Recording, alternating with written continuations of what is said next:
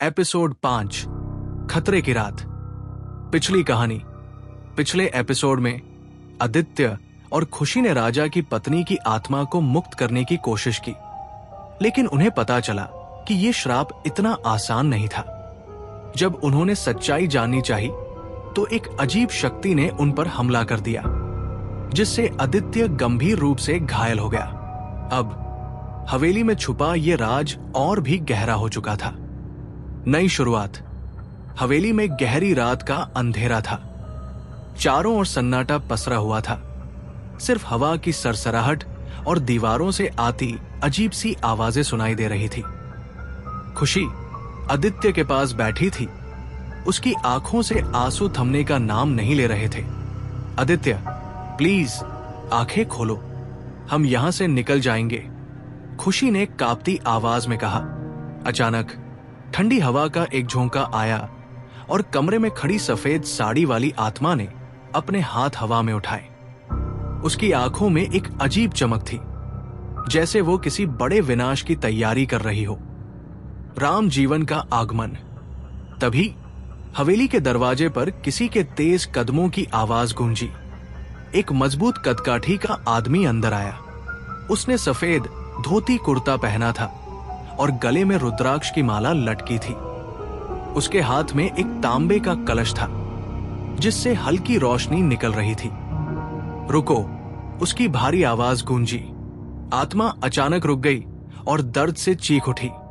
वो आदमी आगे बढ़ा और जोर जोर से मंत्र पढ़ने लगा। नमः शिवाय, नमः शिवाय। हवा और तेज चलने लगी। हवेली की दीवारें कांपने लगी और आत्मा छटपटाने लगी। तुम्हें अब यहां से जाना होगा, उस आदमी ने कहा। आत्मा ने एक बार खुशी की ओर देखा और फिर एक जोरदार चीख के साथ अदृश्य हो गई। कौन था यह रहस्यमय व्यक्ति? खुशी ने अपनी आंखें पोंछते हुए पूछा। आप कौन है? उस आदमी ने गंभीर आवाज में कहा। मेरा नाम राम जीवन है। मैं इस श्राप के बारे में बहुत कुछ जानता हूं। अगर तुम लोग सच में इस हवेली के राज को जानना चाहते हो, तो तुम्हें मेरे साथ आना होगा। क्या आदित्य ठीक हो पाएगा?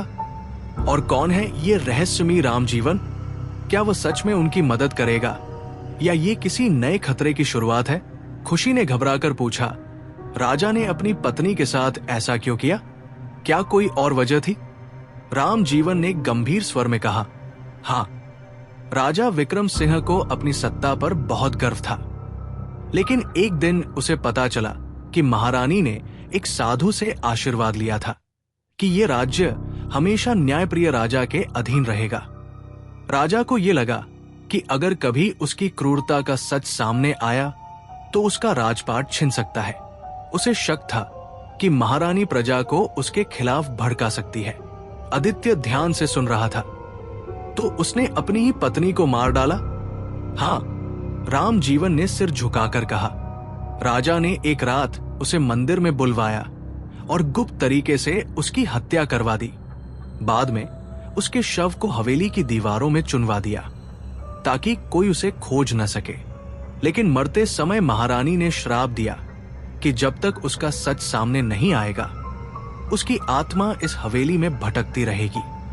खुशी ने धीरे से कहा, तो हमें राजा की समाधि तक पहुंचना होगा और उसके पापों का प्रायश्चित करना होगा।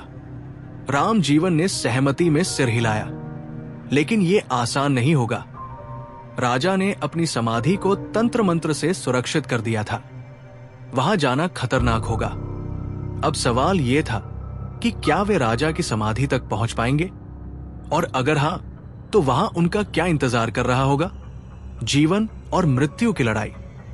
आदित्य जमीन पर बेहोश पड़ा था। उसके सिर से खून बह रहा था। खुशी ने घबराकर राम जीवन की ओर देखा।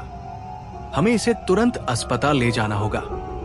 राम जीवन ने बिना समय गवाए आदित्य को उठाया और उसे अपनी जीप में ले जाकर तेजी से अस्पताल की ओर रवाना हो गए। रास्ते भर खुशी की आंखों में चिंता और डर साफ झलक रहा था। कुछ देर बाद अस्पताल में डॉक्टरों ने आदित्य की हालत को स्थिर कर दिया। प्रिय भी वहां पहुंच चुकी थी। उसने राहत की सांस ली जब डॉक्टर ने बताया कि अब आदित्य खतरे से बाहर है। खुशी राम जीवन के पास गई और संयत आवाज में पूछा, आप कौन हैं और इस हवेली के बारे में इतना सब कुछ कैसे जानते हैं? राम जीवन ने गहरी सांस ली और जवाब दिया, मेरा नाम राम जीवन है। मैं इस श्राप और इसके इतिहास के बारे में सब जानता हूं। राम जीवन ने आगे बताया, ये हवेली सालों से श्रापित है।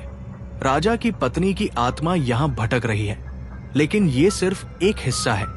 इस जगह पर कुछ और भी छुपा है, कुछ ऐसा जिसे समझना आसान नहीं है। खुशी ने उत्सुकता से पूछा, आपने हमें बचाया, लेकिन क्यों? आप इस सब में क्यों शामिल हैं? राम जीवन ने हल्की मुस्कान के साथ कहा, क्योंकि ये सिर्फ तुम्हारी नहीं, मेरी भी लड़ाई है। मुझे ये श्राप तोड़ना ही होगा। प्रिया, जो अब तक चुपचाप खड़ी थी, बोली, क्या इसका मतलब है कि ये आत्मा फिर से लौट सकती है? राम जीवन ने सिर हिलाया। हां, जब तक श्राप पूरी तरह समाप्त नहीं होगा, तब तक खतरा बना रहेगा। तुम्हें अभी और भी बहुत कुछ जानना बाकी है। खुशी ने आगे झुककर पूछा, तो हमें अब क्या करना होगा? इस हवेली और इस आत्मा के पीछे की सच्चाई क्या है? राम जीवन ने गंभीर स्वर में कहा, तुम्हें सच जानने के लिए मेरे साथ आना होगा। अगर तुम तैयार हो तो ये सफर अभी खत्म नहीं हुआ, ये तो बस शुरुआत है।